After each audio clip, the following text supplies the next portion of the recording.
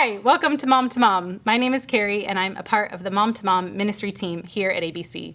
Whether this is the first time you're tuning in or you've been to Mom for a while, we're glad you're here.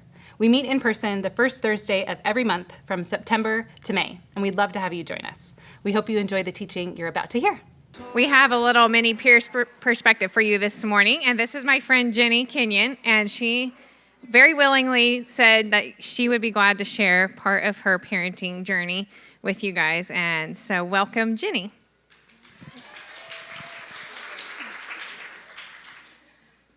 Hi, everyone. I have 3 boys, ages 3, 6, and almost 8. And my husband and I live here in Templeton, and I get to share a little bit of my parenting story. Our group is doing such a great job at not pretending and at showing up authentically, so I'm here to do that too. So parenting started out incredibly wonderful, but also hard. My first baby, Jackson, was so beautiful and cute. He smiled a lot, but he also wouldn't sleep. He almost qualified as colicky. He cried a lot for seemingly no reason, and there were times I couldn't believe I had signed up for this and longed to go back to being free of this responsibility. And yet, I also couldn't believe how much I loved him. I loved snuggling him, playing with him, looking at him. And parenting, it felt like it only became harder as he grew. And sure, he stopped crying. He kind of learned how to sleep. He started playing more independently and giving me time to breathe. But then came tantrums that I didn't know what to do with. Never-ending energy, never stopping to rest from running, barely napping, and he cried almost every night when I put him to bed. I saw my friends, and they didn't seem as overwhelmed by their one baby. They seemed to love being a mom, while I waffled between longing for freedom and also feeling shameful that I wanted that. And at the same time, not wanting to do anything else but be a mom.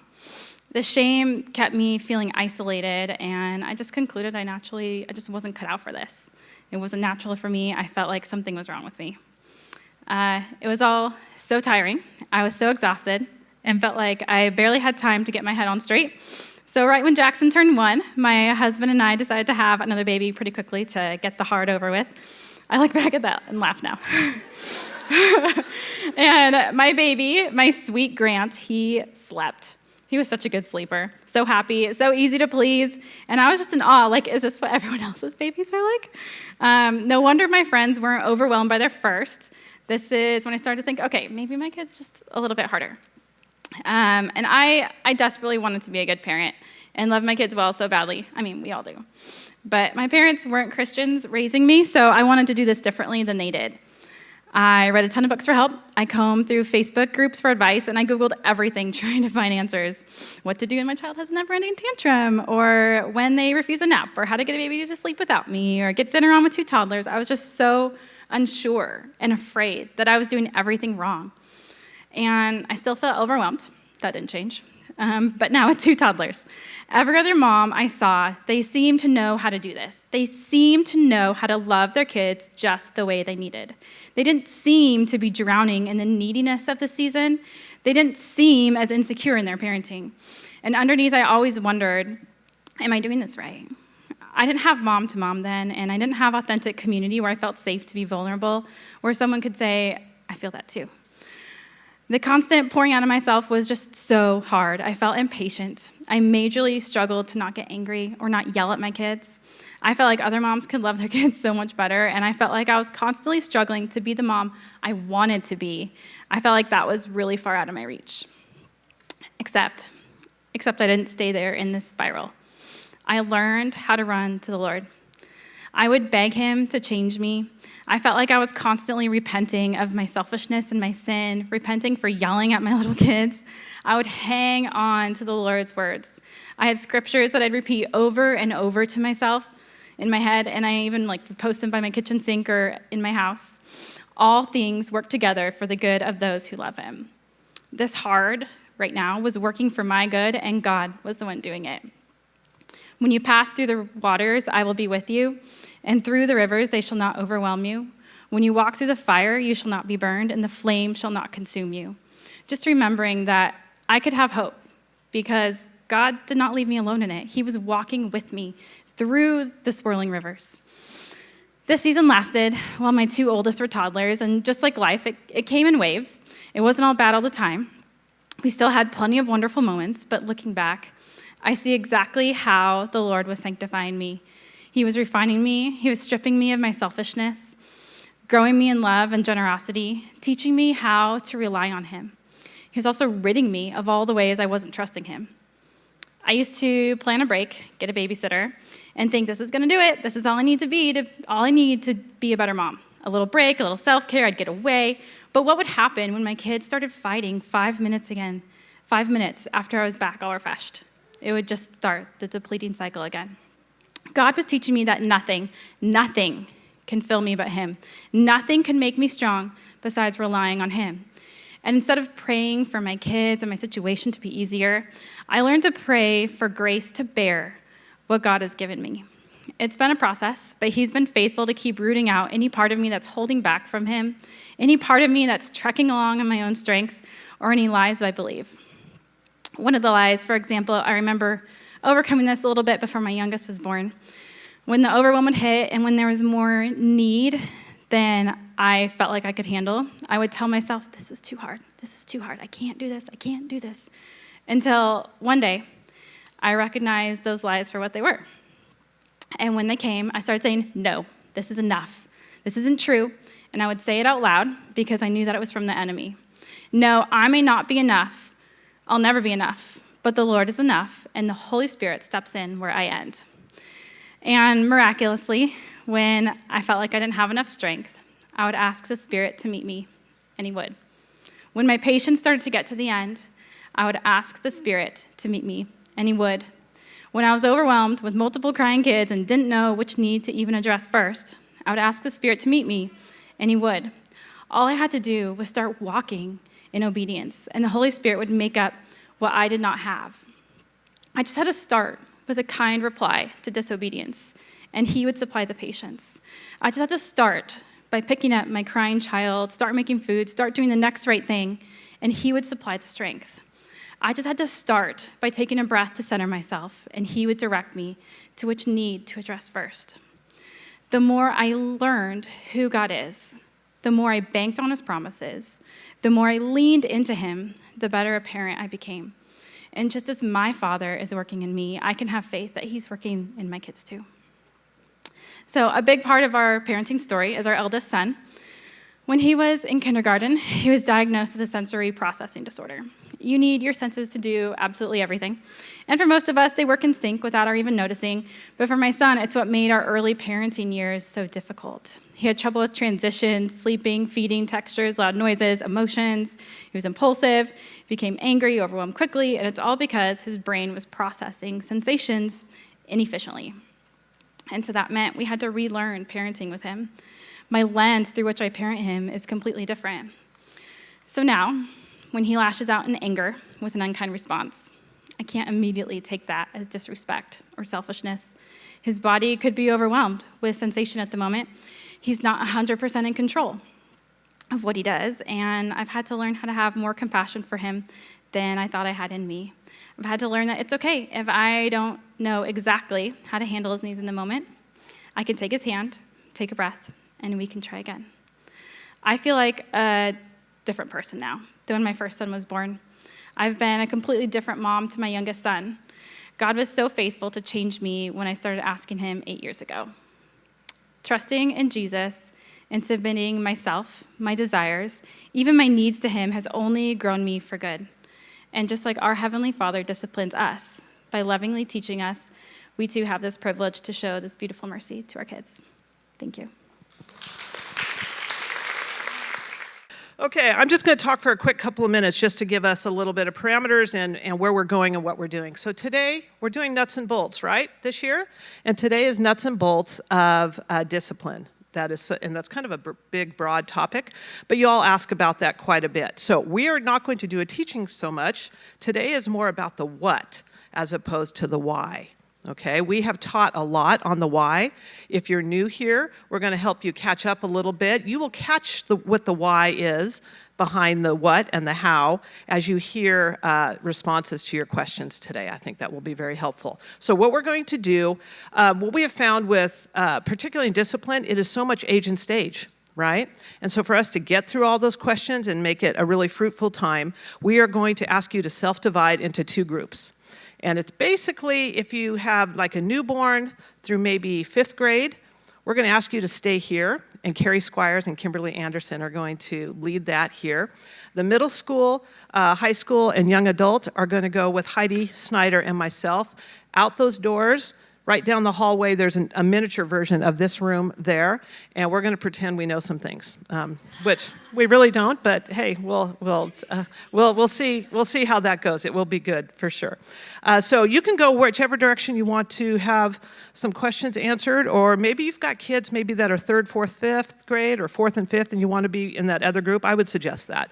Okay, so that's what we're going to do here in just a minute. One of the things to also remember with the age and stage, put that there, is that no 2 families are alike, no 2 kids are alike. So just know that as we're responding and you're talking among yourself in your rooms, that what may work for me may not work for you. All right? So just listen and take it in and ask your questions accordingly with that. A couple of caveats with it, though. We are moms. We're not educational specialists. We're not counselors. We have been around the room maybe a few more times than you have, and we're in the nitty-gritty with you.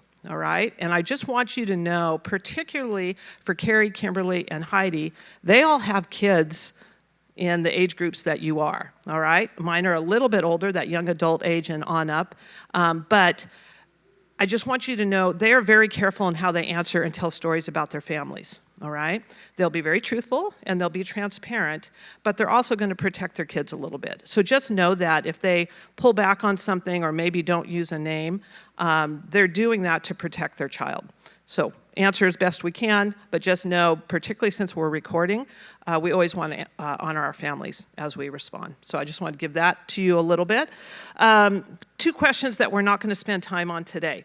One, and there's reasons for that. The first one is the differences between boys and girls. And the reason for that is because that's what our December Mom to Mom is all about. Okay? And so we're going to let the experts answer that in December more than we're going to respond to that today. We're going to actually watch a recorded podcast with Dave Thomas and Sissy Goff, who address that particular issue. I'm going to talk about them in just a second. And I think it will be very, very helpful and fruitful for you, and the discussions around your tables are going to be excellent for that. So we're just backing off that topic a little bit. We're also going to back off the topic of worry and anxiety, because again, now this is a little ways off. It's in April. We're going to listen to Sissy Goff, who has a brand new book out called The Worry-Free Parent, and we're actually going to resource you with this. This is an outstanding book. I cannot recommend it enough.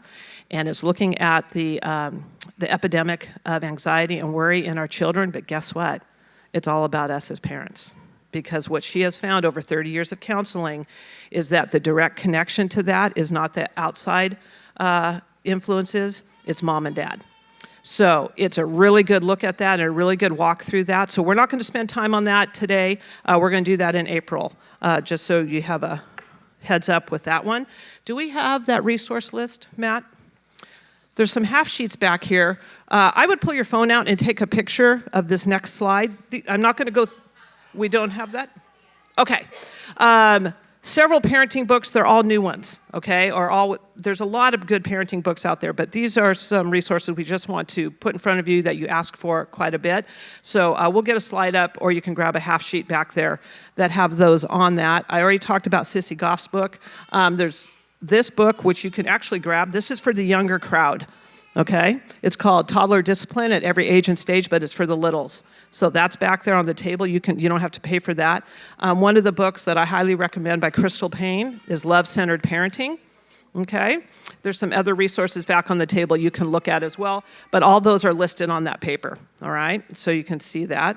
And then just some general thoughts that I want to make sure that you keep in mind. I have said to you so many times that the word discipline and disciple have the same root word. It means to teach. And the reason I keep that in front of you is that when you are in the depths of it, sometimes we forget that we're actually raising up their hearts, all right? And that we're actually teaching them and modeling for them. So just keep that in mind. Sometimes it's good to take a step back in the moment and realize you need to create an environment that you are raising up a child's heart and that you're trying to teach that. It kind of keeps us from being too overbearing, I guess is what I'm trying to say with that. Obedience and discipline starts with the heart, not with the head. All right, don't forget that.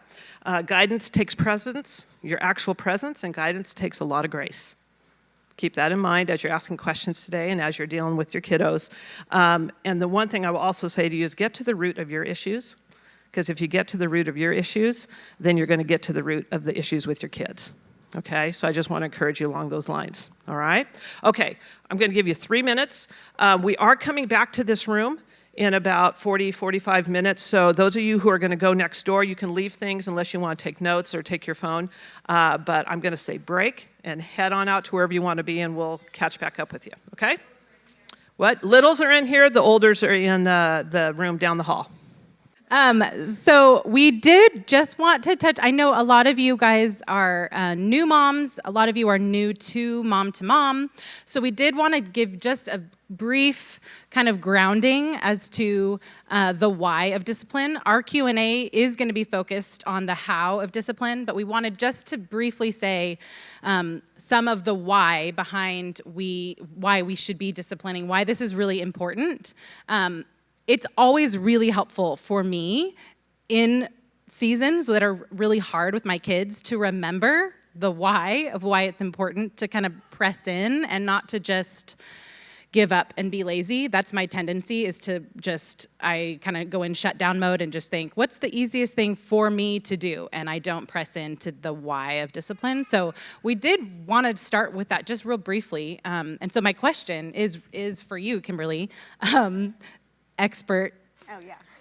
Just kidding. We're not experts. We'll give more of a disclaimer later, but we'll just start off with this easy kind of ease into it. What are the reasons why discipline is so important? What is the motivation behind why we want to be good at disciplining our kids? Especially when I had young kids, I felt like I could hear it over and over and over again, and I needed to hear it over and over and over again because it is so hard and so exhausting when you're in the trenches. So here's your 3-minute crash course. First of all, we teach our children to obey because it is commanded by the Lord. So Ephesians 6:1-3 says, "Children, obey your parents in the Lord, for this is right. Honor your father and mother, which is the first commandment, with a promise that it might go well with you and you might enjoy a long life on earth." So the first reason we teach our children to obey is because God calls them to do so in the Bible. A huge second reason for teaching our children obedience is safety. So if your child is running out into the street and you say stop, we need our children to stop. And in order for that to happen, we have to practice that. So obedience has to be taught to your children over time so that when it counts, when there's an issue of safety, they know that they need to listen to you. And then finally, we teach our children to obey so that life might go well for them. Hebrews 12 is really, that's just an amazing chapter of the Bible. But verses 5-11 talk a lot about obedience and how the Lord disciplines us as his children, like a father disciplines his son because he loves him. And then it wraps up in verse 11, and it says that no discipline seems pleasant at the time, but painful. Later on, however, it produces a harvest of righteousness and peace for those who have been trained by it. So our children need to learn to accept authority. They need to learn to submit to authority so that they can be successful later on in life. If we want them to become law-abiding citizens, we want them to be good students in classrooms, if we want them to become good employees someday, they have to learn how to accept and submit to authority. And it's our job as parents to teach them that. even in relationships like friendship and later on in marriage, if you can't die to yourself and lay down your will, lay down what you think is right and what you want right in that moment, you're going to be set up for just an obstinate, difficult life where you don't get along well with people. So it's our job to teach our children in the home when they're really little how to obey and to submit to our authority. And it's super hard and it's exhausting, you guys. I'm not going to tell you it's not, but it's worth it. Proverbs 13:24 says that one who loves their child is careful to discipline them. So that's why we do it. And to reiterate, we also recognize that there isn't kind of a one-size-fits-all discipline method for every kid. Even within my own house, there are different ways that I discipline my kids because they're different, they respond differently, and that, even from a young age, was true. Of course, you want to have, you don't want to lean into your, you want to be fair, I guess, if you can. Keep that in mind. I think that's the right word, but you know your kids and you know how they respond. And so using your knowledge as their mom to lean into the discipline method that is most effective for them is really, you can do that. You don't have to take a one-size-fits-all solution to all your kids and all of the issues. Does that make sense? Also, Kimberly and I wanted to make sure you guys knew we each have kids that we consider difficult, but our kids all fit in the realm of typical. And so if you have, none of our kids have any specific kind of disorder or special needs. Trauma. Right. So if some of you are parenting even foster kids or other kids that are maybe you're a blended family that has a different background, just know that our answers are not going to maybe fit your situation. If you want to come talk with us, we can definitely connect you with other people that can be more helpful for you in that. So, just so you know. Okay. Should we start with this question or should we open it up? I think this is a foundational one. Okay. So, we're thinking young here in this question. How do we teach toddlers to obey? How do we teach toddlers to recognize authority in our house and then from there outside of our house even? With a lot of prayer. But in my house, I followed sort of like an ask, tell, make type of approach. So I'm going to walk you through a scenario and try to show you a little bit what I mean. So let's say that you have a little kid that's standing up in the bath, and you say to them, Logan, you need to sit down in the bath. It's not safe for you to stand up. And he looks at you and kind of gets that look in his eye and stands up taller, right? So the first thing you want to do is you want to differentiate between when you're telling your children something and when you're commanding them to do something. So we're going to tell our kids a lot of things. It's cold outside. You should bring a jacket. We're going to say things to our kids all day long. But there's a difference when you're telling them it's time to put your shoes on. So make that really, really clear. So I would recommend coming up with a signal phrase that helps them know at this point they need to choose to obey or choose to listen. So mine was please choose to obey. So I would say, Logan, Mommy told you need to sit down in the bath. Please choose to obey. So at that point, he now knows he has two choices. I can choose obedience or I can choose disobedience. So come up with that signal phrase. Make it really clear. This is not a request. This is a command. You need to choose to do that. And then we stay calm. We do our best. So let's say he sits down in the bath after you've said, Logan, please choose to obey. We want to praise that. And we want to say, wow, thank you so much. Way to listen to Mommy. You made a wise choice. Great job. Mommy's so proud of you. Okay, but if he chooses to disobey, now we move in to the make. So we would, at that point, sit him down in the tub, and he now receives a consequence for his poor choice. So, for example, maybe his consequence now is, we're done in the bath. I asked you to sit, you did not sit, we're done in the bath. It's easier to stay calm at this point if you don't ask over and over and over again, right? Because that's when we start really losing our temper. And so we immediately move, after they've made their choice to disobey, you immediately move to the consequence. And it's, oh, that was a poor choice. I told you to sit down in the bath. You didn't sit down, so we're getting out now. You've lost your privilege to have a bath. And it's exhausting. It's over and over and over again all day long. And it sounds easy, like ask, tell, make, when we're sitting in this room without our children here. And it gets a lot harder when we're in our house dealing with the actual situations. But a verse I want to give you, ladies, to just cling to is Galatians 6:9. And it says, let us not grow weary in doing good, for in due season we will reap if we do not give up. And so this is a verse to cling to. Do not grow weary of doing good. You will reap a harvest. And in this situation, with discipline, the harvest you'll reap is your kids. You'll knock this out, hopefully, when they're younger, and then you'll enjoy years of overall them being characterized by obedience. You'll have to reestablish authority again when you get to the teen years. But hang in there when they're little. Do this well, and it will be easier when they're older. That's a good word.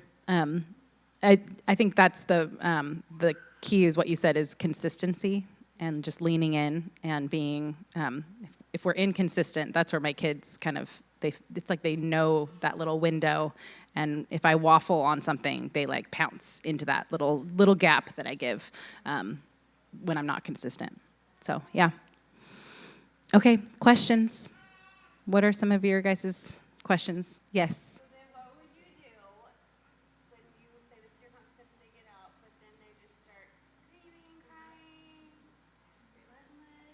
Yeah. So the question is, what do you do then when you take them out of the tub and they are throwing a fit? They're screaming, they're crying, not calming down. Mm-hmm. And so I had written down in my notes, and I didn't say this, but no matter what they do, you remove them from the tub. Yeah. And so they're in their they're in their room. Maybe they're slightly wet still and naked because they're throwing a fit. And it's like, okay, I'm so sorry that you're now choosing to throw a tantrum about this. When we don't listen to mommy, there's a consequence. And so you need to stay in your room now until you calm down. And letting them understand that, like, no matter what they do, there's that consequence for that, and they're going to need to calm down. Yes?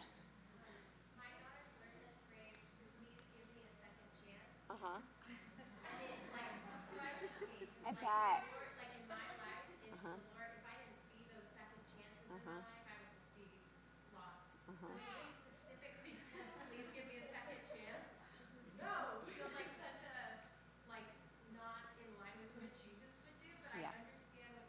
Yeah. Parenting and consistency. So how would I address that phrase, please give me a second chance, without losing my commitment to that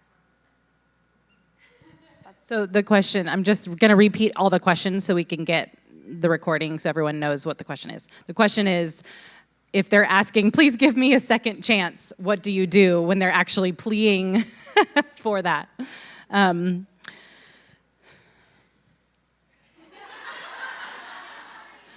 I feel like, yeah, you in some ways you already have. Yeah, and I think this is where I would almost lean into who your daughter is. And if you say, okay, I'm going to give you a second chance, and then she does it, that might be okay for that moment. But if that continues to be a pattern where she's always disobeying and then saying, but I need a second chance, then I would say, I can't give you a second chance. And I would say, like, you know, whatever her name is, like Grace, you're going to get a chance again tomorrow or in an hour next time you disobey. You know, so yeah, like for sure, a time or two when she's saying that, you can even say like, we all make mistakes and we all need second chances. And yes, mommy sometimes, will be able to give second chances, but so maybe do go with that for a time or two. But if that becomes like a manipulative tool, then you have to just cut it off and just say, you will get a second chance next time you were in this situation. So, yes. What about the third kid? Uh-huh. I don't necessarily always have time for follow-through in the moment. Yeah. But when you're young, you can't really go back and be like, remember 2 hours ago? Like when he's really not listening, doing the things that I need to discipline him for, but we gotta get out the door and get the kids from school on time. Yeah. What do you do? Yeah, the question is if you don't have time, like it's your third kid, and they are needing a consequence right away in the moment, but you don't have time to address that consequence, and you need to leave to take the other kids to school. What do you do in that moment? How young is young? Like, yeah. Yeah, I think as long as you are able to even be late to really address that in the moment, I think they do, at some level in 3 and 4, they start to understand that, remember that one time, just an hour ago or whatever. I think they will start to understand that, but I think it's still as more effective in the moment. And even if it's a quick kind of response that you have ready, you know what the consequence is going to be ahead of time. So it's you can't finish your smoothie in the car because of what, I don't know, that could be harsh, but like a quick response, but you're still able to address it in the moment. So I'm so helpful. Oh, yeah. I also, it's so much easier now to look back, right? But a lot of things that I feel like are absolutely essential really aren't, Like if it's getting to school on time or getting to soccer practice on time or whatever, and I'm still guilty of this, you guys. Like I totally love to be right on time, like to the minute. So it's nice and calm and easygoing in our house. But sometimes I feel like it's an emergency that we have to get there, and it's probably not. And taking the 5 minutes to address the situation is probably worth it, especially in the big situations. Some things, it's like I told you to get your shoes on, you're not getting your shoes on, I'm picking you up and putting you in the car and you're gonna have no shoes, and you just go with that. But yeah, sometimes maybe you do just need to be late. If he's directly defying you and it's disobedience, then it's worth being late probably. But I know that's hard in the moment, and I probably wouldn't have done a very good job of that in the moment. So, yeah. Do you ever feel like you've reached a point where there's just like a pattern of defiance and you've sort of had to do a reset or an overhaul just to kind of reestablish? Like, I don't know if it's a sit down, like, hey kids, like we've been getting away with a lot. Can you share? Yes. Okay, the question is have you noticed there being a pattern of defiance, and how do you reestablish authority, essentially, right? Or has that ever happened? Or just like you've had to like reflect on your methods and decide that you're going to employ different strategies, but you sort of want to give your kids Yeah, heads up. yeah. This happens all the time in my household, but especially when they were little. And as they started getting a little older, like out of toddler phase into like ages 4 and 5, we would definitely have conversations. We'd have family meetings and sit down, and I found it actually to be helpful, because then we'd have these conversations about, hey, you guys haven't been listening and responding immediately when I ask you to do something. They all recognized that was true in our household. They all recognized it, I think, in themselves, but also observing their siblings. And so then the next time someone didn't, because it didn't necessarily stop their behavior, but it just allowed the communication to be open. And then the next time someone didn't respond immediately when I asked them to do something, I could be like, hey, we talked about this. You're going to do this immediately. Here's your consequence, because we already had talked about what the consequences were going to be. And so that happens all the time. I think it's super good and helpful to, especially, I mean, if your kids are 2 and 3, like, hey, we're going to have a family meeting, mommy's going to be better about discipline, that's probably not going to, be so helpful. But if we're talking like 5, 6, 7, for sure, letting them know, like, hey, and you can take ownership. I remember my parents telling me when they would fail, and it's really, really helpful for us to allow our kids to see us fail and to say, Mommy hasn't been doing what the Bible calls her to do, and I've been getting a little bit lazy, and I find that I'm arguing with you, I'm pleading with you, I'm asking you over and over and over again, and that's not what I'm called to do by the Lord, and you guys are called to obey, and you're falling into bad habits of not doing that. So we're, as a family, going to start working on this. I think that's super, super helpful for them to hear. You take ownership of what you're doing wrong, you call them out and give them a heads up before you, snap into, amping up the discipline. So I think that's great. One of the things I found really, really helpful when my kids were about 4 and a little older, now it's not helpful because they're older, more, middle school age. I had a clip down chart in my house, just like they do in the kindergarten classrooms. And we've gotten away from this now, but we used to have like an hour of screen time every day. It's like their time to have their screen time while I was making dinner. I'm not necessarily saying that's a good policy, but that's just what worked for us, for our family.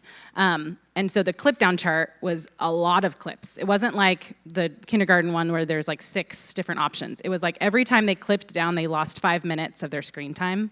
So effective. Because even if we didn't have screen time that day, it was the next time. Okay, it's 4:30. So-and-so, you lost 15 minutes of your screen time. So now you have to sit here on the couch while I make dinner. Or you can, sometimes they would help me, but depends on their age. It was so helpful to have a thing for them to do right away. Like, you didn't listen and obey immediately, so go clip down and then listen and obey. So they can kind of feel it was an action for them to go do, to clip down. It's like when you train a pet, have you guys trained dogs and you have the clickers? Does anyone know about this? When you train a dog, you have a clicker, and so the dog responds to the click and not necessarily the treat that then follows. It's like the click is how so I honestly took that as like, oh, there needs to be an action in my kid when I give a discipline. There needs to be something immediately that they can do. It also helped snap them out of like the fit they were throwing, because they had something, they had to get up and go to the clip chart and clip down. So I'm really proud of that one. So let me know if you use it. It was really, really helpful for my kids.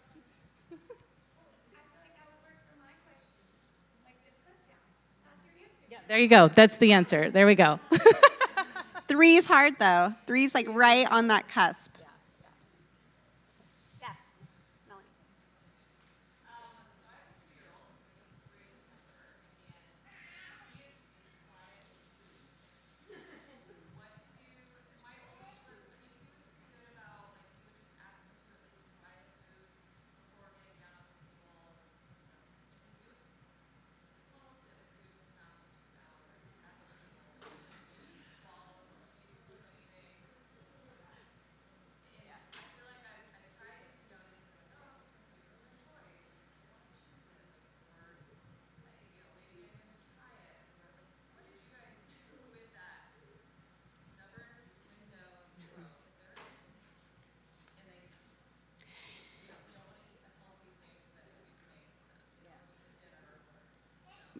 We did a lot of food battling in our house.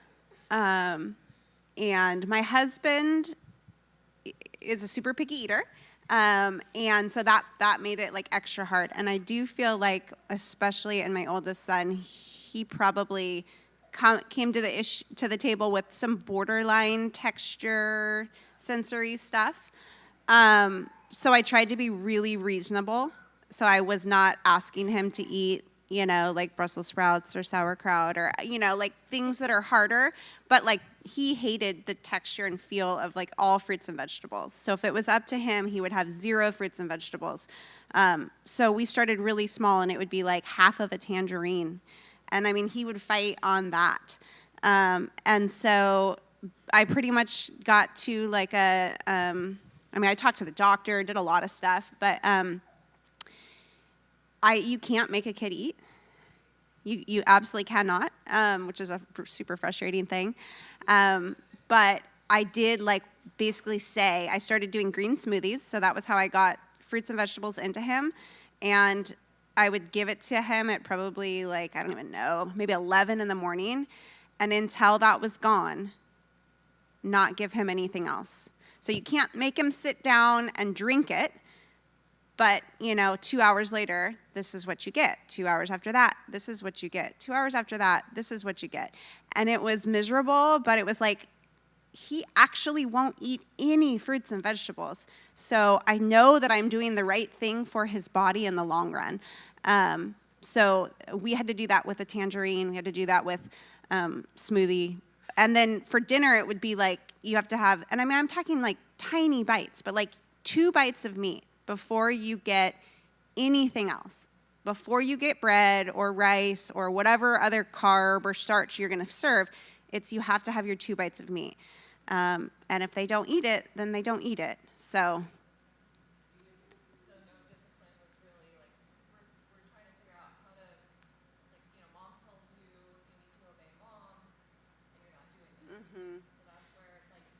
I think from what I've heard, like you can create some major food issues by like that kind of thing. So I would say don't discipline like over food.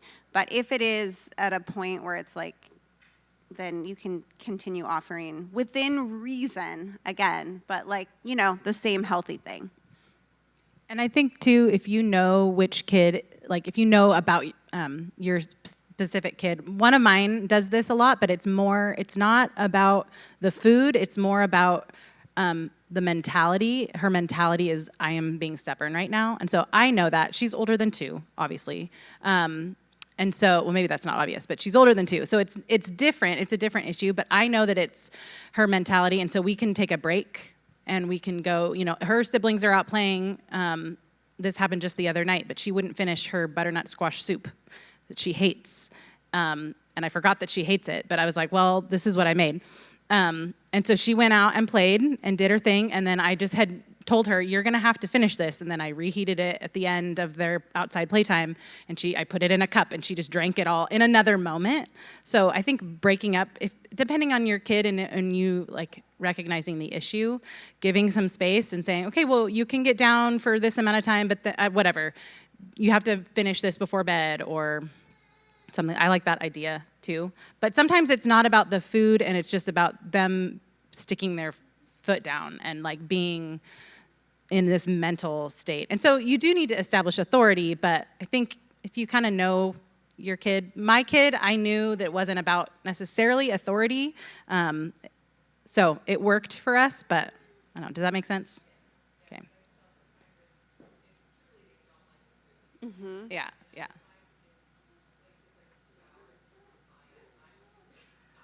Yeah. One time we told my 2-year-old, like, you can't have anything else to eat until you eat this. And so then she went to bed, and then the next day she came out, and there it was, sitting on her high chair. And my husband was the one that said, you're not going to eat anything else until you eat this. So guess who had to enforce it? And then we had a conversation afterwards, and I don't think we ever said that again. But she sat there until 10 a.m., and then she finally did it. But it was like the worst. So I said, we're not going to do this one again. We need to think of something else. But I think it actually was helpful.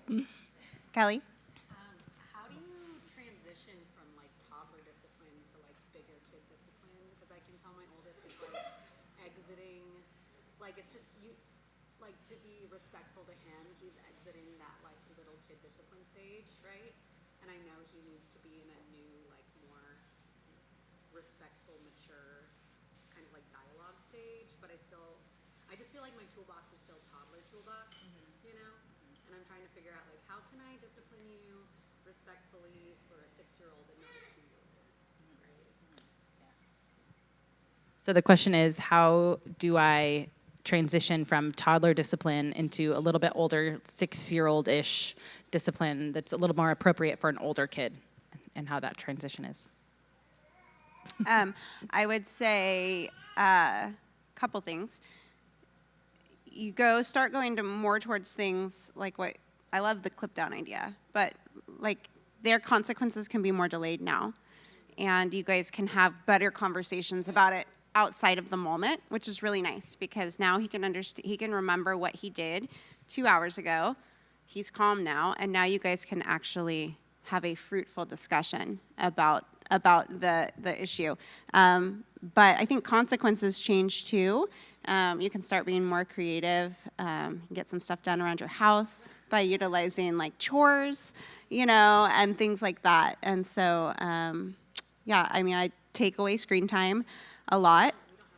Okay, so then, so chores is really good. And then I have, my kids now are 10 and 12, and we had a rock pile outside, and it was like we had a really bad day, and the rocks needed to be moved anyways, but I mean, and they're boys, but I mean, this is like they're physically moving rocks, and it was a great consequence.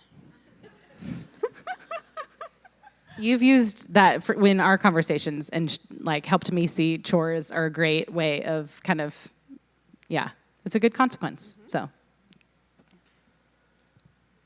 speak a little bit to if you've ever experienced a discrepancy between being a mom who's going to the discipline talks, reading all the books, and then your spouse kind of disciplining off the couple or more feeling the disconnect between the intent and the Yeah, so the disconnect between you and your spouse as you're parenting, when you're the one who's maybe in a discussion about it, you're reading the books, but your husband also is needing to be a disciplinarian in your household. So how do you get on the same page with that? It's really hard, and I don't want to put you on the spot by digging in more, but it's like really depends on if your spouse is receptive to talking about it or not.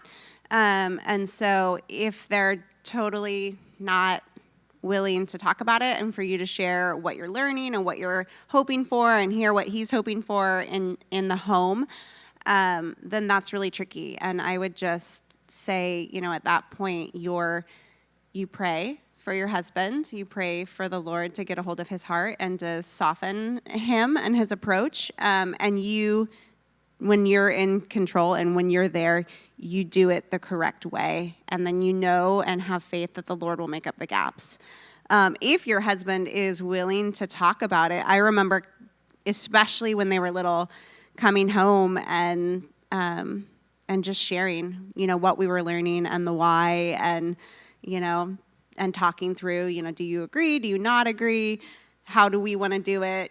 Can you try as much as you can to do it the same way? And that kind of a thing. So coming home and sharing. Greg probably read a bunch of books because he's good like that. He didn't read parenting books. Really? No. No. But we would just talk a lot about we talk about, okay, this is the new thing. I found the kids are really receptive to this particular consequence or this clip down chart or, that kind of thing. Isn't the answer to all marriage questions just communication? So I don't mean to make the answer so simple because I know it's a lot more complicated than that.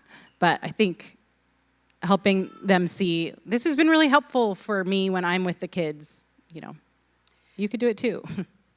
And probably, again, always easier said than done, not correcting their discipline right after they do it in the moment, but having a conversation outside of the moment, how a theoretical conversation and less of you let him do this and this and this and this for hours and then you screamed at them, that's probably not super helpful.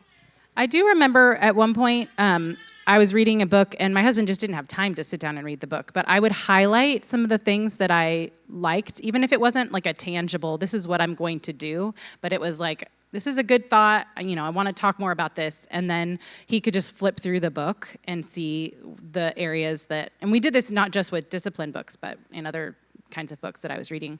And so that was helpful because then he didn't have to sit down and read, read this whole book about love-centered parenting. And he's like, I have lots of going on in my head. I don't know if I can do that.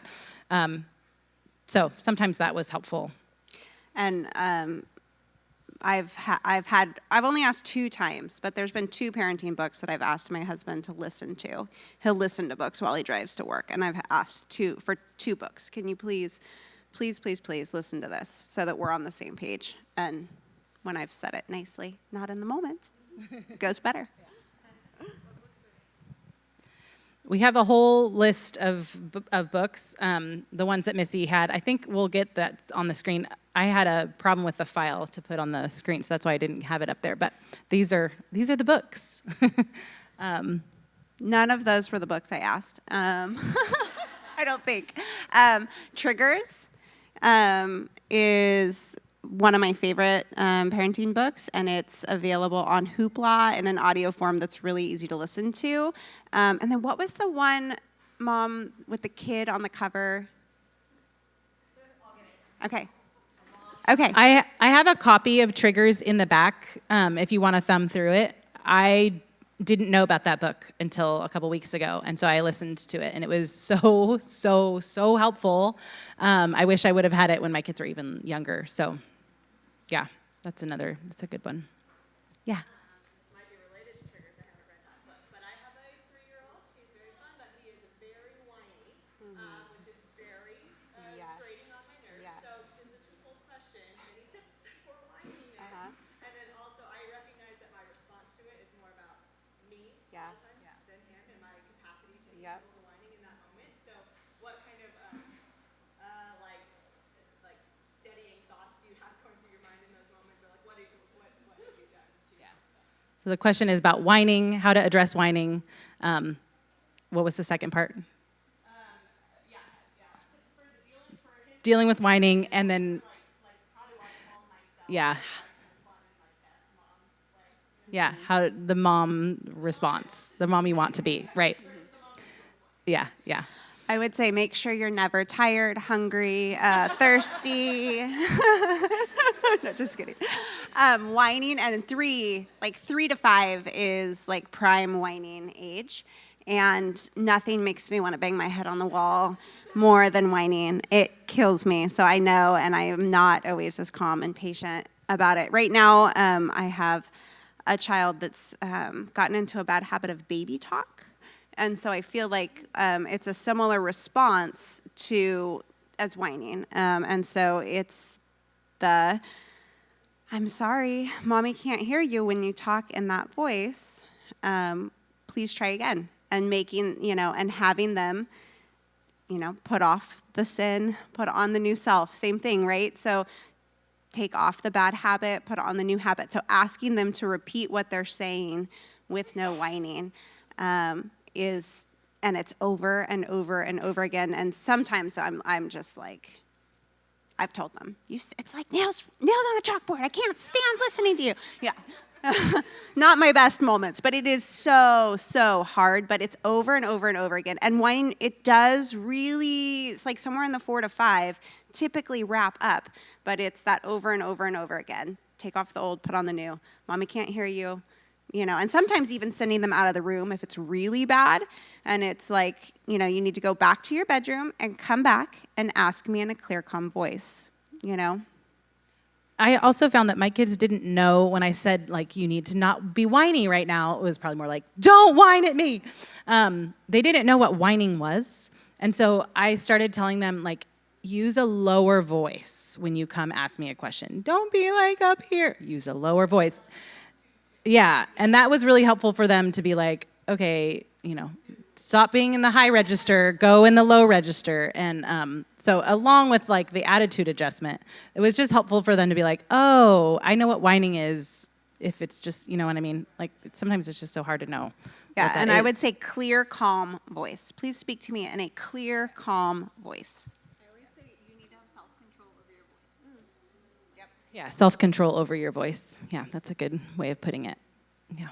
So just real quick, the name of the other book that she was referring to that I thought was an amazing book in parenting. It's long title and crazy cover, but Say Goodbye to Whining, Complaining, and Bad Attitudes Yeah. in You and Your Kids. Yeah, it was a good one. So repeat that. Say goodbye to whining, complaining, and bad attitudes in you and your kids. There is a screaming child on the cover of that one. Yes. Ellie, what's your question? Yeah, so what happens if you have a kid who they disobey and then you give them a consequence and they're like, okay, I get it, yep, I get it. And then they do it again. And then you give them a consequence and they're like, oh yeah, I get it, totally get it. But then they do it again. Are you just giving them the wrong consequence? So the question is, if a kid doesn't, they understand the consequence, there is the consequence, but they keep doing the same thing and have the same consequence. Yeah, and then they keep doing the same thing over again. Yeah. I'm going to give you a super helpful answer and tell you maybe or maybe not. So I would try. I would try a different consequence for sure. Like if you're finding something doesn't work, try something different. But at the same time, I know that I struggle with control, and the Lord has taught me that. And I still struggle with control over and over and over and over again, right? So I think in some ways, like, they're going to struggle with authority or with, whatever, and they might know it, and outside of the moment, they can recognize, this is my struggle, I need to do it differently, but when they're in the moment, they continue to sin. We all do that, right?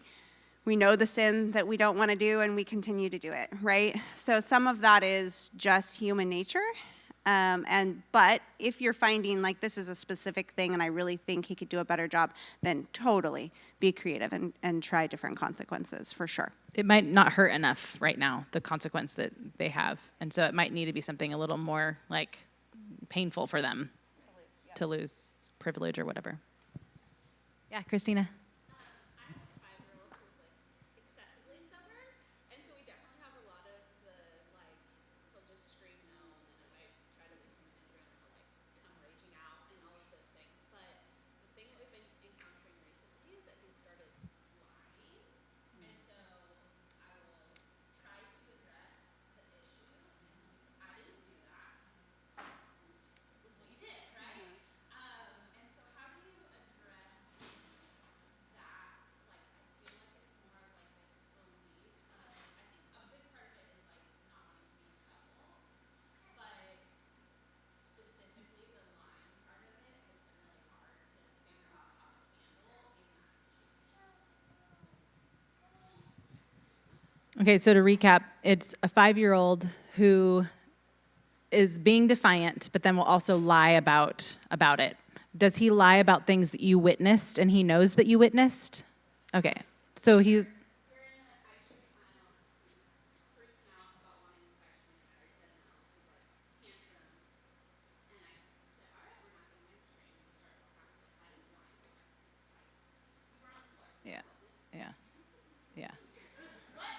Yeah. I was like, I didn't even know what to say to you. And so obviously trying to address the lying bit of that is Good news, lying's a sign of intelligence. So it is actually. So all kids are going to do it. All kids are going to go through a lying phase. But so it's a double consequence when they lie, and it's a reduction of consequence when they're truthful. And it's setting that up, So, and it's praising truthfulness anytime they're choosing to be truthful. So it's. I need you to, talking about trust and honesty and all those things, Berenstain Bear books. So, like there's good books that talk about trust and honesty and things outside of the moment, right? Setting the foundation. But then in the moment, it's if you're going to choose to lie to mommy, then, now you're going to, if there was a clip down chart, you're going to take down 2 pins, whereas, right now you only have 1 pin down for the tantrum that you threw in the store, So it's a double consequence for lying, and it's a lessening of consequence when they choose to tell the truth. They've already done the wrong, so there's still going to be some consequence, but they can lessen it by choosing to be honest about it. That's how we did lying. I have nothing to add. It's great. Yeah, Amanda.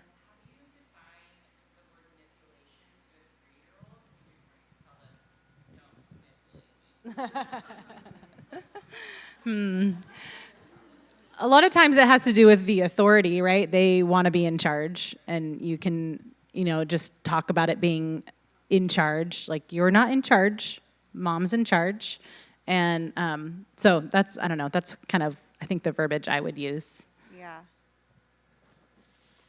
Yeah, and I think when they're really young, it's trying to keep it clear and not going into the whys and the those types of things yet, and just keeping it clear. And you've got to just recognize, okay, she's manipulating me, and if you feel like for whatever reason she is ready to talk about it a tiny bit, I would just say, it seems like you're trying to make mommy feel sad or bad for you, but in reality, you're just making a choice to disobey, or that was your poor choice, and mommy doesn't need to feel bad about the poor choice that you made, something like that.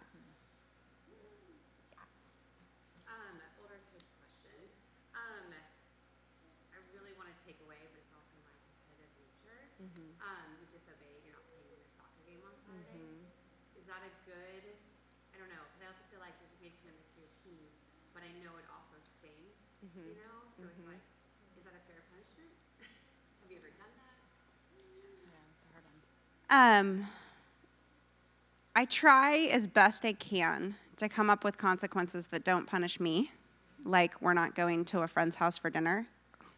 I've had friends do that and be like, we're not coming over tonight because our kids couldn't obey during the day. And I'm like, dude, that punished them and me, like, come on, come up with something better.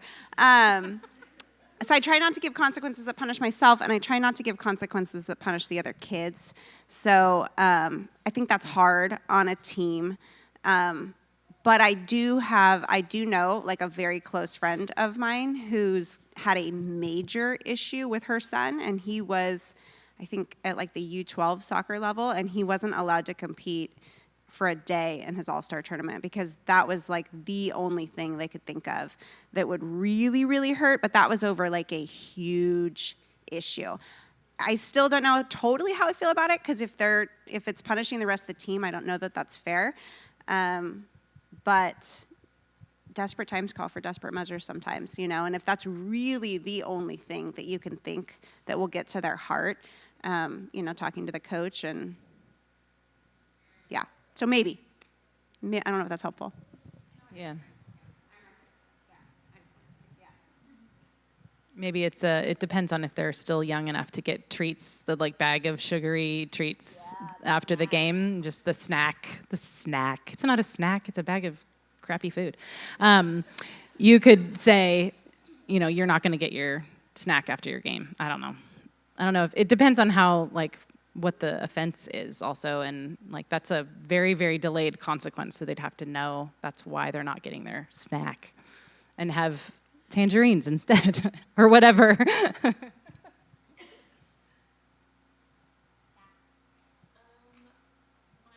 is like super shy, being a year and a half. But normally I don't really know. This is like a new part of like a consequence. So I don't know. I kind of just leave her there when she does it. But whenever she like finds something that's like bad to, okay, she's never held a knife, I promise. But let's say it's a knife, and I obviously need to like snag it really quick because it's something she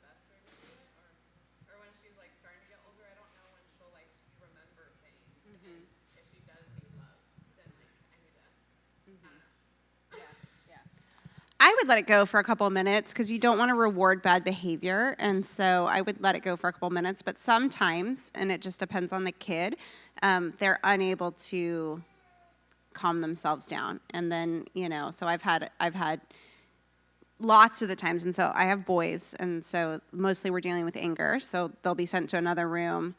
And most of the time that'll work. They'll sit, they'll be in their room, they'll calm themselves down, they'll come back out when they're ready to interact with the family. But sometimes they get themselves so worked up that they can't calm down.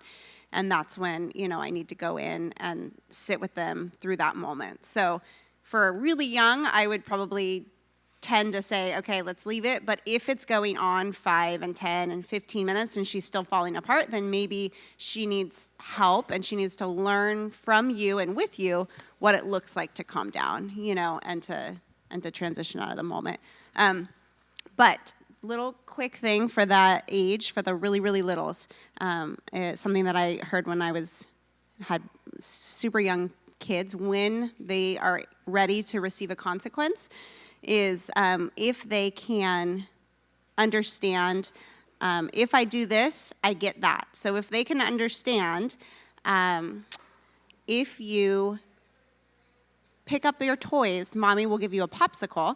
If you can tell her that and she'll start picking up her toys, she's able to understand cause and effect. So she's able to understand if I choose to disobey, I go for a timeout, or those types of things. That was a helpful thing. And so then before that stage, Uh-huh. like you're just more monitoring, right? Like this is unsafe. And like Yep, removing. the situation Yeah. and just Yep, and changing their, their posture if they're. like don't do that. Yep, yep. We don't sit down. We don't stand in the high chair, and sitting them back down. Yep, yep. And even at that moment, having, like I would have, we talked about this, a pack and play for timeout, where you can put them in a safe spot, and they can throw their fit in there if they need to. It's their consequence, but it's not the same place where they sleep. So I set up like a timeout pack and play for when they were like in that 1 to 2, and so it was just like a ask, tell, make, and then I would just pick them up and set them in their pack and play. Mommy told you to do this, you did not do this. You're gonna sit here now.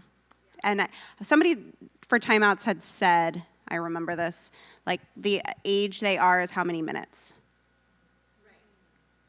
Approximately. Maybe round up. I don't know. Yeah. Yeah. You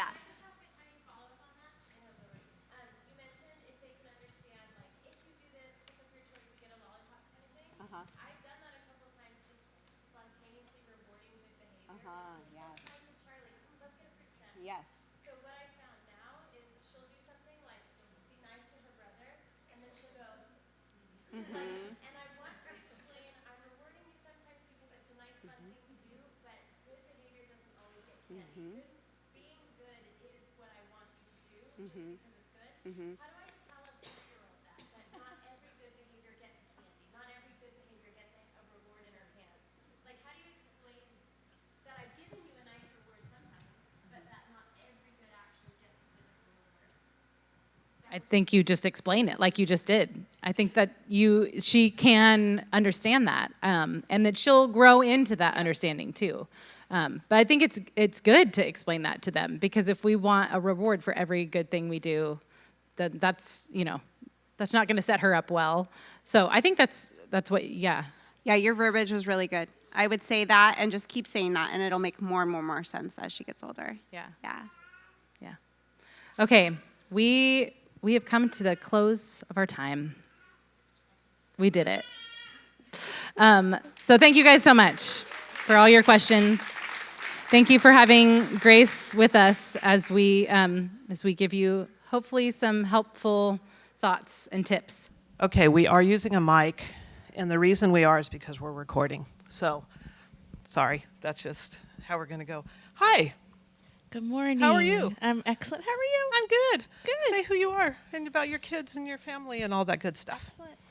So good morning. I'm Heidi Snyder, and I'm married to Robert, and we have 3 amazing boys. We have Sterling, our oldest, who's 22, and he is out of the house in Arizona. And we have Brandon, who's 19, and he's also out of the house. And he is in Northern California, just got picked up by CAL FIRE, so we're super stoked about that. And Okay, when then- you just said he just got picked up, my heart stopped for half a second there because I was like, get the next part of that sentence. Just got picked up. For what exactly? Okay. We're going to pray hard over not to happen. And then we have Garrett, who is a sophomore at Atascadero High School. Go Greyhounds. Woo woo. And he is a sophomore, like I said, in 15. And that is me in a nutshell. Okay, but you started your family not here, locally. So tell a little bit about where you guys, I know you did in your your mentor protection. No, but just you guys were in a different city and you came here and you had to kind of create life here. So my husband and I actually met in middle school and in Hemet, California, which is about 4.5 hours south of here, so Riverside County. And he and I went to high school together, got married 23 years, been married 23 years now, but we grew, my point is that was our home base, you know, that's all that we knew. So we have been in the Central Coast for 3 years as of August, so 3 years is like nothing to y'all because you guys have like 45 generations deep, and we have no generations deep, but our Brandon graduated from Atascadero, and I have a high schooler at so I feel like maybe you like me a little bit. I have someone that's so we've been here for 3 years in the Central Coast. My husband decided to move us up here for a slower pace and safer choices for our boys. So that's what brought us here. So, but go Central Coast, hey. Hey. Okay, so I am married to my husband, David, 31 years, a couple of weeks ago, actually. And no, we haven't celebrated yet, and that's just how life happens when you have kids and grandkids and soccer Saturdays and everything else in between. So we have 4 kids, Joey, Emma, Jacob, and Elena, and a beautiful daughter-in-law, Tess, who's married to my son, Joey. I have 4 granddaughters that are 6, 4, 2 is that group, and then another one who it just turned 3, Emma's little one. So I was born and raised San Luis. David is Pozo. Okay, they're ranchers, long rancher families out there. So that actually is a Atascadero School District, by the way. I'll tell you all kinds of stories about that. He went to Cal Poly, stayed in the area. I went to Cal Poly and stayed in the area, and we met later on, got married, raised our kids down in San Luis, and moved up here even before kids were done in San Luis 13 years ago.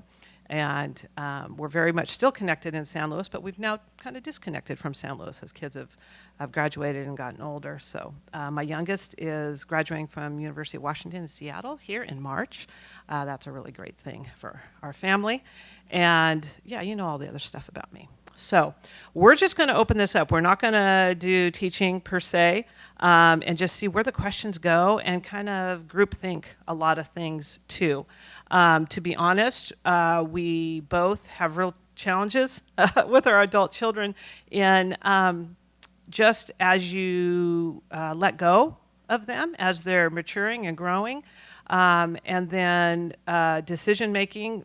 Some that you're just like, oh, thank you so much, Lord, and other ones you're just on your knees going, okay, Lord, he or she is yours, you know, and it's a hard place to be. So that's the real transparent part of what we would speak to today. That's not a scary thing. That's just a real life thing. And I was telling the Metro Moms, peer moms earlier when we were praying, I was just kind of in tears driving in today because just so thankful for how faithful God has been to me. And I'm going to be honest, my life right now is really, really challenged. And so, you know, there wouldn't be any place to take that other than Jesus. And I'm so thankful for that. So just know that's for both of us, that's where we find ourselves as we continue to raise our kids. And just to tell you, you never stop raising your kids. And you are a parent until the day the Lord takes you home. And that's how God wants it. So just know I'm not a proponent of zipping your mouth and just opening your wallet for your kids. That's not parenting. I don't do that with you. Why would I do that with them? It's just a different walk alongside with them. And so we'll talk about that today. All right, questions away. We will repeat the question, just so you know, so that we get it on tape. But where do you guys want to start? No pressure. No pressure. Yeah.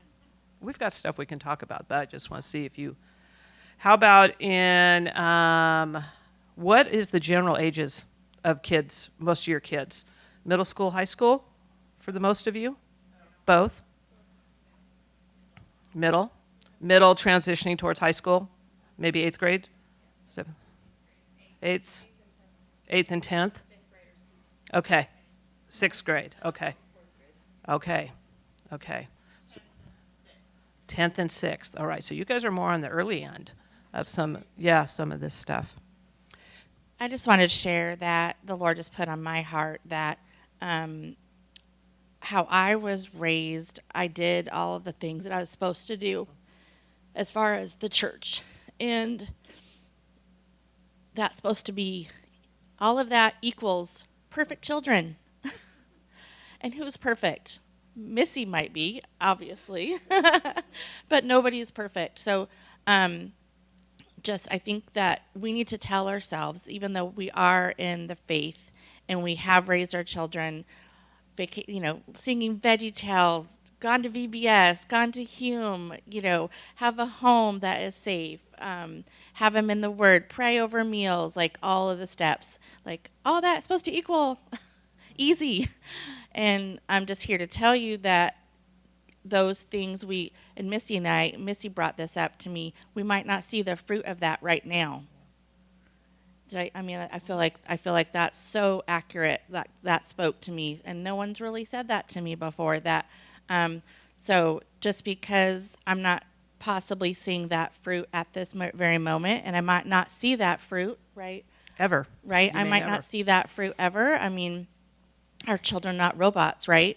Our children are living, breathing things, and they make their own choices. And I would love to be a control freak in every part of their ways, and for every child of mine, that would have been awesome. But the reality is, that's they're God's, right? They're not mine, and so I just wanted to speak on that just a little bit, that we might not see the fruit, even though like I said, we done all the things. I was raised in the church. I don't know how my parents did it, but knees on the ground praying over us, my brothers and I. And Dr. James Dobson has raised me through my parents. I don't know if anybody's heard of him, but he's amazing.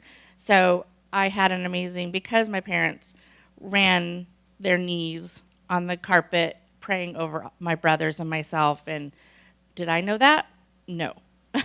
But so I'm just going to continue that legacy by praying on my knees over each boy, every decision. A lot of humility I've had to swallow and see, and a lot of grace I've had to have given. But yeah, so I just wanted to touch on that. So just because you have your children in every single, youth group, all of, X, Y, and Z you think is a perfect math equation, for lack of a better, does not equal perfection or things that are not going to humble us, if that makes sense. So I think we just really need to give ourselves a little bit of grace as well, right, Miss? So, Absolutely. But yeah, I don't know if that's making any sense. Yeah, but, A plus B does not equal C when it comes to faith. And no one told me that. Yep. So I really wish that someone would have said, "Hey, Heidi, yes, do these things," but that does not mean that every single child is going to make every single decision. That's right, and I think part of that, I think Shelley can attest to this too. We are of a generation and age where that's what was happening in the church, right? In the late 70s, the 80s, and early 90s, and that's when we started having kids in the 90s, and so we were heavily influenced by that. I think the pendulum at church has swung away from that a little bit, and I'm thankful for that. Because we see good fruit from that, but we also see where, as parents, we probably missed the mark in maybe explaining some of the whys as opposed to us just doing things a particular way. So let me ask you all a question. What are you guys finding the hardest right now with your kids? What are you questioning the most in how you're trying to raise them, or day-to-day stuff, or much deeper?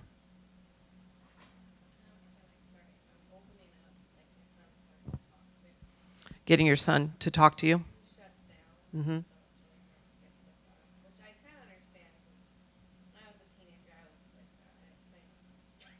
Yeah. Yeah. Yeah. Mm-hmm. Yeah. Yeah. Hey, I have that within my kids. So. Same.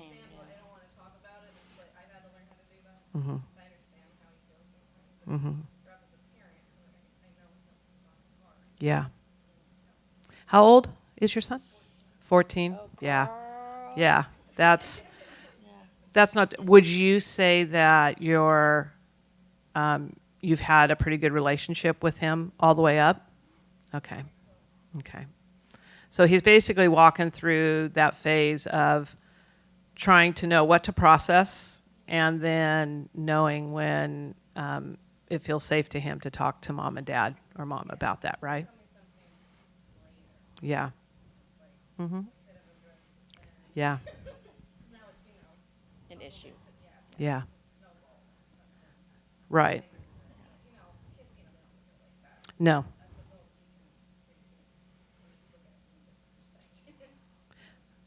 Right. Well, the thing you're going to hear me say over and over to most things is relationship over rules, and conversation over lectures. And I think with guys in particular, again, not talking too much about the boy-girl thing, but I think, no, I mean, she's got 3 boys. That's the only place that she can come from with that. But is making sure you're having those conversations kind of shoulder to shoulder. So what does he like to do? Does he like to shoot a basketball? Yeah. Oh, baseball. So do you go throw a baseball with them, or go pat? See? Yep. Just join in his room, join in his world, and it will come out. I think the frustration that I have as a parent, because I'm a problem solver, is what you said earlier about, well, it came out 6 months later. I wish we had. Well, I'm going to say, praise be to God that it came out 6 months later. The other part that we have to learn as parents, right, is, dude, if you'd only told me that, we could have avoided that. Well, then you're also probably avoiding some learning that he needs to have happen and take place with that, and you refining. So it's hard not to throw that back at them, or even in our mind, throw it back at them. But they're a work in progress. But if you join in his things, they're going to share with you. And the reality is, can I just be honest? They shouldn't probably share everything with you. That's what. Well, True story. To an extent, but it's true. There's a certain percentage, drop off 20% of what that probably does need to be with you as they grow up. That's part of, right. And there's a difference with someone's withholding information and doing things that are harmful. That's a whole different ballgame, and being truthful. But I know for me, I just never expected my kids to tell me everything. I wanted to know, but I'm just, along those lines. So, If I can jump in, I would just speak to my personality is not one to just be level-headed and calm. I knee-jerk react and, oh my word, what? Like, so I would, and then they stop, right? So I've tried to be not so reactive to things, and maybe not to correct in that moment. Hey, bud, maybe let's not use that language, or hey, bud, like, let's talk nicer. So those are things that have been really helpful, is to, and you don't know when those times when they're gonna say things. Like, it could be you're exhausted. It could be you're doing 45 to other different things, but whatever you're doing, stop, eye contact. If they'll let you, make eye contact and then just listen and not try to react. So that, because they're kind of testing you to see, like, how you're going to take it, or if you're going to give advice, or if you're going to correct. And so I've learned the hard way to not try to react and not try to correct. But my favorite times is when they're stuck with me in the car. Like, And they, yes. yeah, because they're shoulder to shoulder They're too. shoulder They're not to looking shoulder. at you. Yeah. And, I'm not the best driver. My boys will be my mom's the worst driver ever. Yes, because I'm driving slower on purpose. I've taken a wrong turn. Oh, my word, the radio doesn't work, so I have to actually talk to you and listen. So, but yeah, so those have been the best, right? So you've driven this road oops, I don't know what happened, but I'm kind of in control of the car. So, but those have been the best conversations I'm not an advocate of, I love when they have driven themselves, but I just love and covet the times that they're stuck with me in the vehicle, because I don't, one, it's so scary for them to drive, but two, I just adore the conversations that we're forced to have. So you ever see me on the 101 driving really slow, be like, Heidi must be talking something or listening. So just ignore my car. And I'll be honest, I didn't use carpool and stuff, and part of it at the end was the fact that we were up here and the kids were in San Luis schools, so that's a whole different thing. But even when they were younger, because I wanted to have those conversations in the car, and one point that you did say, and that goes for everything we might speak about today, is I think one of the real challenges as a parent is to not react. I always talk to you up front about responding versus reacting, because some of the things you're going to hear are going to be shocking, and then, you kind of need to go from there. And if any of us are people who can't let a teachable moment go by, you learn to do that at times so that you can keep having that conversation. So. Yeah, I have something more along those lines. This is first conversation with your kids, and I want my kids to feel free to express themselves in our home and with us. Like, that's a safe space. But sometimes it's hard to find a balance in allowing them to express themselves. And it can be borderline, like sometimes that's super disrespectful to talk to me that way, and I want to just immediately be like, don't talk to me in that tone. On the flip side, I want them to be able to express their emotions and what they're feeling in that moment and not be corrected in the moment, because I remember that frustration when I was a young person. But how do you find that balance in when it's gone too far and it should be addressed? And do you come back to that, or Yeah, so the question is, when you're having those conversations and they take it to levels where they're not controlling what they're saying and how they're saying it, that's really not a lot different than dealing with a 3-year-old who's learning those same things, right? But boy, they can cut you hard when they're middle school and high school in particular, right? So this is my opinion with that. Keep going with the conversation and circle back around to it. Once you've figured out what in the world are we talking about, what is that root issue? You are her safe place, and so she's going to let you have it. Okay, but what happened that brought that? Was it actually something between the two of you that took place? And okay, so you guys sit down and talk about that in calm words, and you may need to separate until you can have those calm conversations. But at the same time, make sure you circle back around to it before you go apart from that and say, hey, you know what? Okay, we've kind of figured out what's going on here. The way you came at me, that's not going to work. And the reason why is because it wasn't respectful of me. And if you were talking to a roommate or if you were talking to your spouse, that's kind of where we're going here with that. Do you have a thought on that? I think it is so difficult not to take it personal, right? Like, I birthed you. Like, straight up, don't speak to me like that. Like, that's embarrassing and hurtful. But I think it's motherhood. We have to get thicker skins, and I don't have that. I wasn't gifted that. So, mom's crying again. I'm not going to apologize for that. Maybe my future daughter-in-law might be a little bit softer toned is not a bad thing. So, when they talk to us like that, we have to try to, why is she talking to me like that? He, she, our children talking to me like that.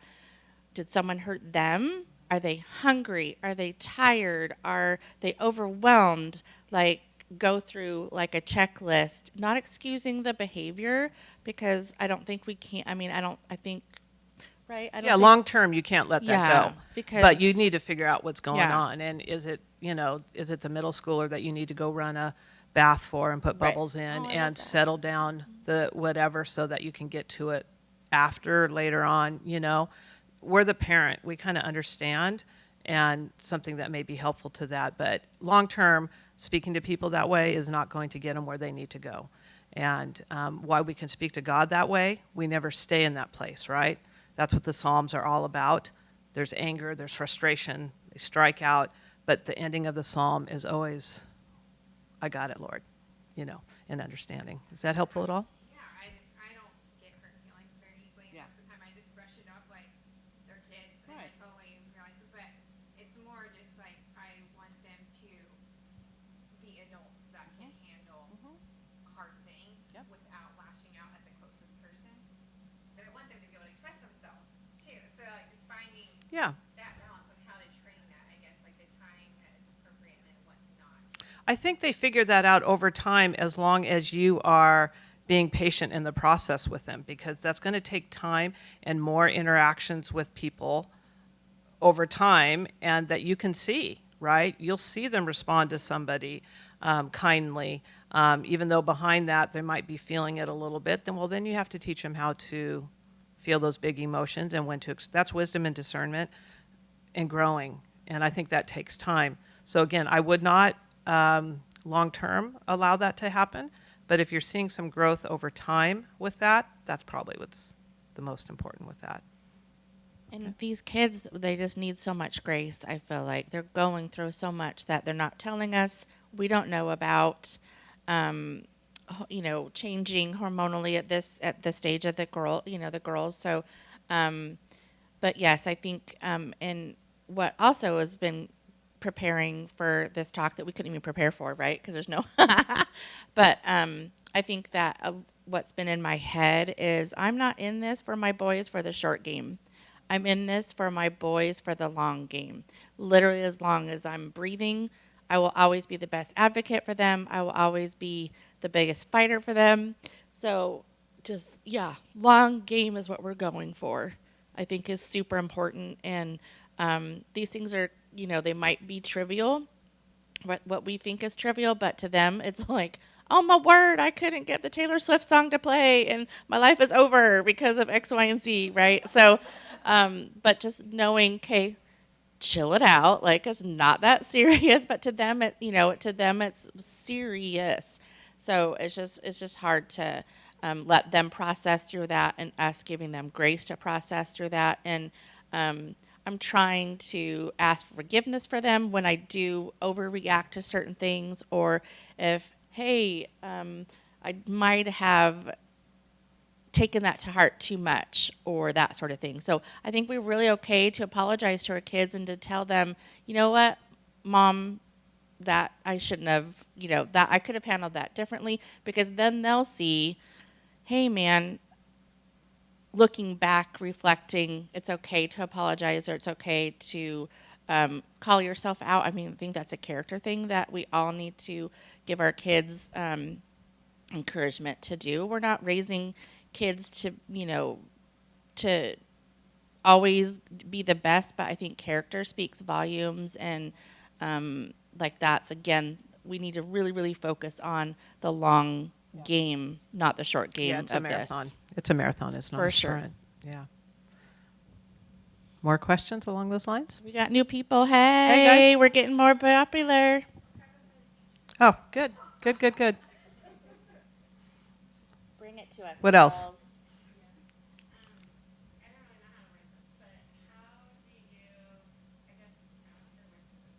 Mhm. Maybe your kids have made choices that implement their ways and not to not go that direction. Right. Just kind of like I want to instill in my kids like God's way and these things, but I also don't want to uphold that so high that if they don't face that, then they're like, whatever. So like if those disappointments Mhm. happen, probably will. Like what are some experience like Mhm. go from there? Okay. So the question it really is when our kids step down a different path than we have hoped for or than we worked towards, then how do we respond to that? Yeah. Do you want to talk first, or you? I'll let you take a breath. You're going to take a breath on that one? Yeah, we both can take a breath on that one. So, so life story is probably what you're after a little bit there to help with that. My kids at the moment, I would say 2 of them are walking with the Lord. One pretty strongly of that, the one kind of coming back to that, and 2 of them aren't. And so the daily possibility of disappointment and sadness is very real.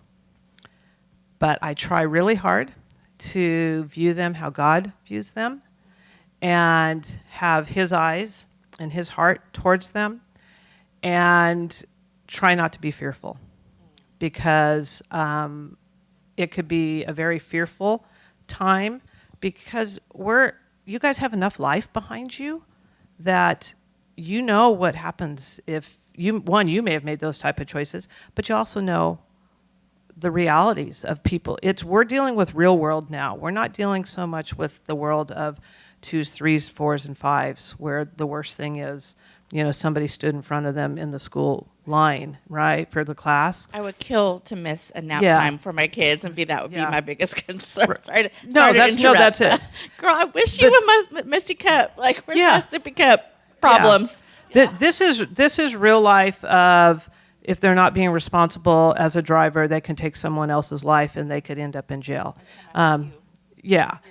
Yeah, or having a pregnancy outside of marriage, and the challenges that brings in their life long term, or any type of addiction issues that they might land in, are not things that we would make choices for, but that doesn't mean God's not in those, and that God is not present, and that grace doesn't cover that.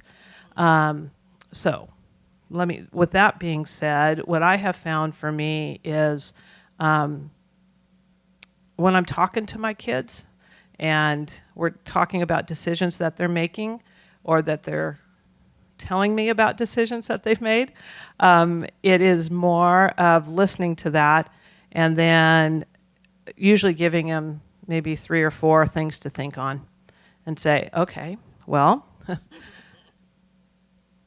where is God in that for you?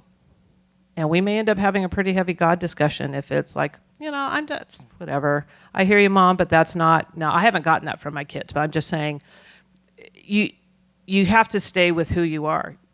And I'll be honest with you, I had a really tough conversation a couple of weeks ago with one of my kids. I was pushing in on something a little bit, and it finally came down to a point where I said, you know what? I'm never going to represent Jesus any differently than the way I'm doing it now. Amen. Because the bottom line is, when I go to heaven, it's going to be Jesus' arms that I land in. And I love my son. It was a son dearly. But I felt like I was being pushed to kind of respond in particular ways and it's like, I'm not.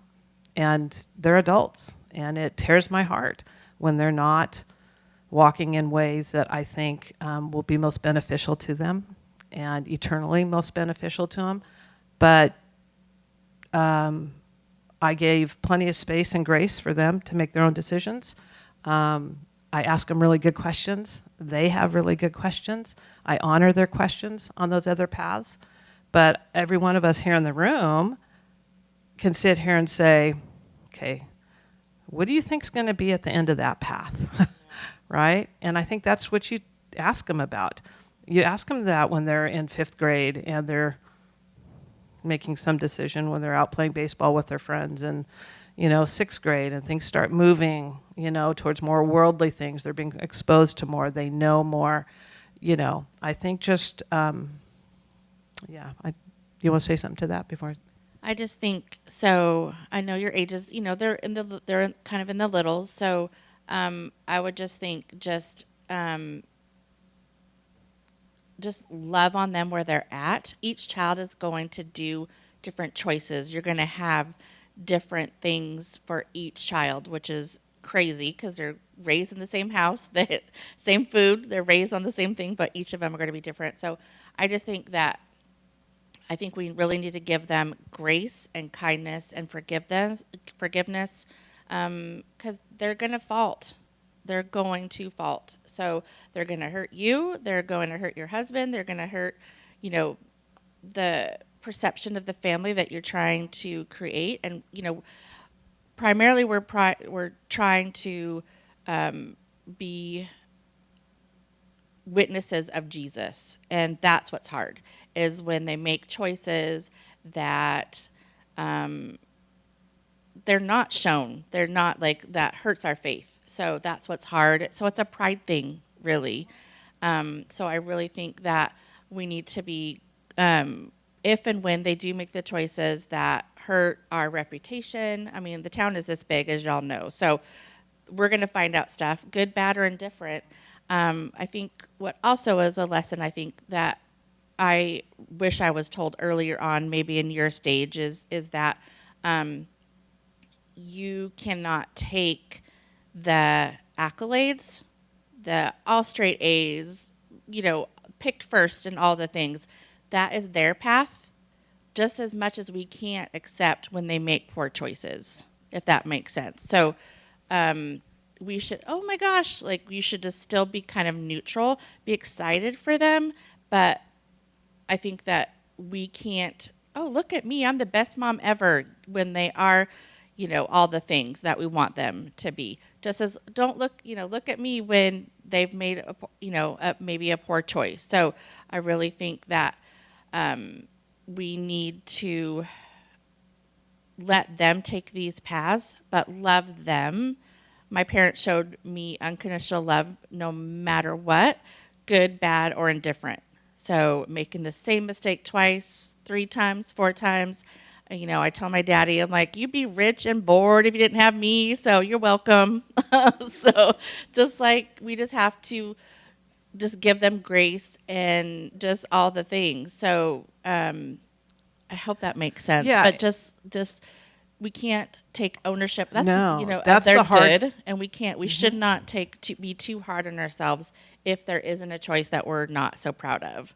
So yeah, I think that makes sense. But We can't take that onto ourselves, because that is what free will is all about, right? We could sit here and debate free will issues all we want to with that.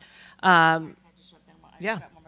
So just on that, just how I spoke on earlier, that we have shown them the way. They know, as parents, we have shown them the right choices to be with Jesus and all of the steps to do that. Okay, it's on them now. We have done our part. We won't stop doing our part ever. But I think that we really need to just continue to pointing them in the right choices. And, I think that's really important, is that we just continue the fight of showing them the light, of having them make the light choices versus the dark choices, because it's not going to, but sometimes they have to find out for themselves, but we've done our part, and we'll continue to do our part. But again, they're their own choice, and yeah. Yeah, and a couple of parts of that is, one, make sure your kids not only know their love, but you always have their back. Always, regardless of what falls apart, you always have their back. And then also recognize that if your kids are already believers, that shame should not be a part of their life. So if they make a sinful choice, shame isn't part of it anymore because of Jesus. So working with them on that. But if they're not a believer, shame is a big part of what Satan does. And so I am one of those people, and you're not going to be surprised by this, but I will appeal to the intellect. I will ask them questions. And like, okay, well, why are we doing this? Why do you think? And getting them to tell me, to also show them there might be a better thought path in making those decisions. So on the personal front with this, you guys need to know, I have a daughter, you know her, she's sitting in the next room, Emma, who's a single mom. And part of her story is she made horrendous life decisions. And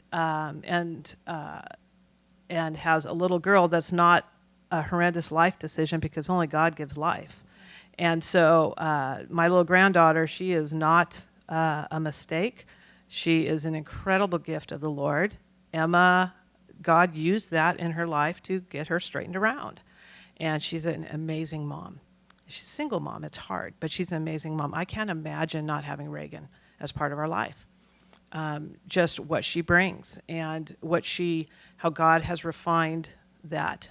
Now, on the other flip side of that, I have another child who ripped me to shreds because of how we handled parenting, Emma, and would do everything totally different, and took me apart for that, and I walked away from that conversation and into a closet, and just devastated me, right? Because as a parent, you've done everything you possibly could. And in this case, the other child I was talking to is not a mom, has not walked through that yet, and was dealing with a lot of hurts and fears because of what was happening with her sister. So that's real life. And but one thing Emma knew is that I was her safest place, and outside of Jesus, and I still am her safest place. And so then you let God redeem. And don't be fearful. Don't be fearful. God's gone ahead of us. It's all okay. All right, another question. Thoughts?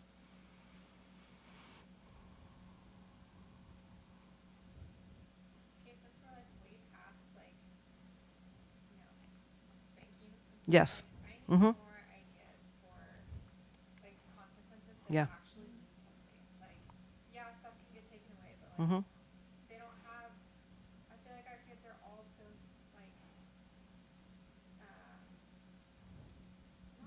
not spoiled. I mean, maybe my kids are, but they're so fortunate. There's not a whole lot that can be taken from them. Sure. You know what I mean? I felt the same way. Yeah. Something that is gonna sting in another sense. Yeah. Oh, I love that. And I'm not sure totally what the answer is to that. Yeah, I know. And so the question is are there consequences at an adult level, really is what it is, or a young adult level, that can bring about a change? Are we talking about a change in behavior, or did they break some family rules, or what do you? Little things. Mm-hmm. More like just course correction. Yeah. If I'm noticing, hey, there was a truth under there that the whole truth didn't come out. And, Right. I'm just, or I don't know, maybe a choice that you stayed out longer and Mm-hmm. now it's dark and I said to come down. Mm-hmm. Whatever, little stupid stuff. That Yeah. needs course Not correction. stupid, though. It's not. It's not stupid, but it's just a little thing. Of course, yeah. But I'm struggling to find consequences that aren't that aren't just knee jerk. Okay, you can't, Mm-hmm. go out. You can't go out again ever. Yeah. Take this away. I don't want to take away things that they actually love. Right. Really good, Right. Or make Right. it harder for you. I don't know what else actually is going to work. I'm going to let her answer first because I think we actually may have a different thought on this. So you go ahead, and then I'm going to respond to that. So kudos for you to actually being there. I think that, or wanting to correct, because it's not easy. It's so not easy. It's way easier to be checked out. My mom would say, Heidi, if you're just always whatever and not in some sort of yearning to fix something, if you're just level, then you're not correcting well. So you're not parenting well. So we need to be involved. So I think that's good. So for each one of my boys was different. So my oldest, I think birth order has a lot, like, there's really something to birth order, y'all. Like, honestly, like, if there's books out, like, there's really some insight to birth order. Truly, truly, I believe that in my heart. So my oldest, I'd be like, side eye. And dude would just be like, what's happening? I'll fix it. I'm so sorry. Like, would never do it again, right? All I would do is be like a side eye, and that would correct his behavior. My middle, oh my word, my middle. God bless you, Brandon. My middle. He's so much like me, so that's what's even the most difficult. So, but with him, I would try to correct, okay, let's do this, let's do that. Nothing would work. I started taking money from him. There'd be fines. That was it. So dude would pay me money. So like, okay, $5, that was too much. And then he would pay, like, and that's all. So it was just but trial and error. So straight up, just find out what your kid, what hurts them, right? We don't, I mean, not, obviously that's not a wrong word, but what reaches them. So for my Brandon, after trial and error, it was straight up money.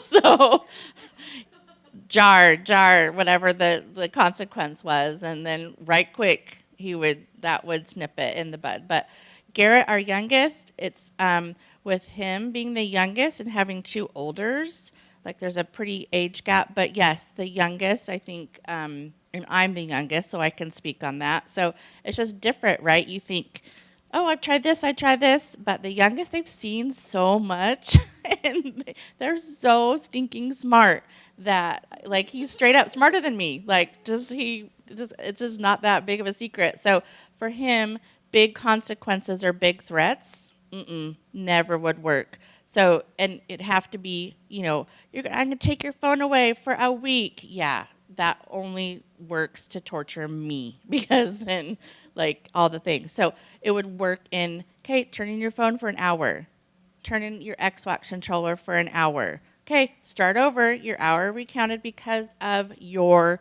choices.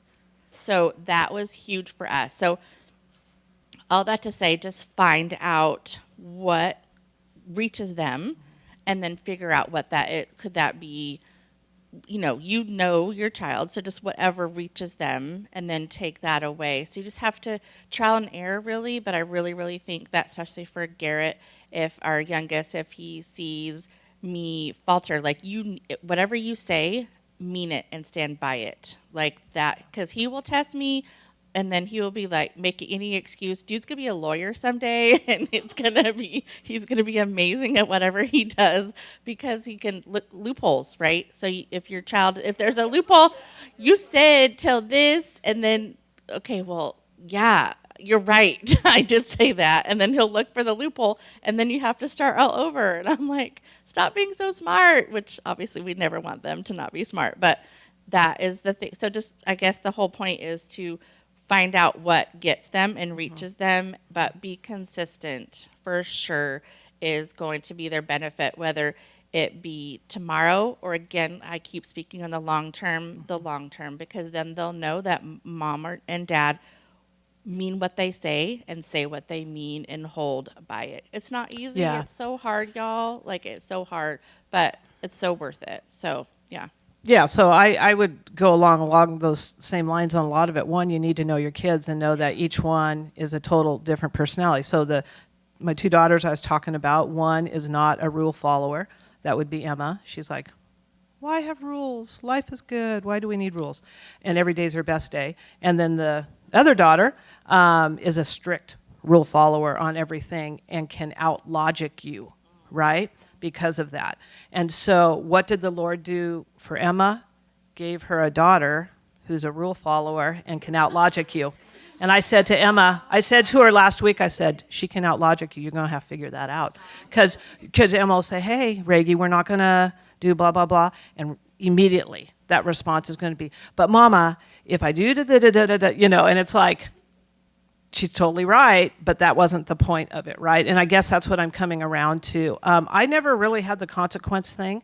We didn't have a lot to take away. I think I have a tendency to parent more on a global level of natural consequence. You got to be careful with that, with the older they are. But at the same time, it's, can I appeal to your intellect here a little bit? And I would rather them come to some self-correction and help them with that than actually take something away. So. I guess what I mean though is that like since we're still getting at the heart Yes. of obedience, Yes. but I still have to require obedience. Yes, you do. So if if there are things that like are becoming habitual, Mm-hmm. or, that we're just not getting Right. the results that we need, not be, Have you asked? Have you? Yeah. So one thing that she said, that more than one thing, but that was really good, is know what your bottom line is. So whatever you and your husband, whatever that bottom line is, but have you asked this child? And what is their response? He's smart. Okay, he's a loopholer. Yeah. Yeah. Yeah, again, for me, I'm still the appeal to the intellect part of it. Hey, here's my bottom line. If you continue to try to worm your way through this, then the consequence is, well, I don't know what the circumstance is, but that activity may need to go away. And I don't want to take things away that build you up. So you tell me, because you're going to be in my, I've said this to my kids a lot, you're going to be in my place sitting with a, how are you going to respond to that? And start getting them to talk about that. That I know that's not super helpful, but I think knowing your bottom line, knowing the differences in personality and including them in the process, as opposed to what can I take away from them, you might have something that needs to go away for a little bit, but I don't know. I don't know if that's super helpful. We need to make this quick because we need to head back into the other room. Behind, go. No, I was just going to add To that. We talk to our kids a lot about when they're making wrong choices, that it's coming from their heart. And so sometimes some of the situations we go back and find verses that match that situation. So maybe that could be something that you do with him, is sit down and like actually go through the verses.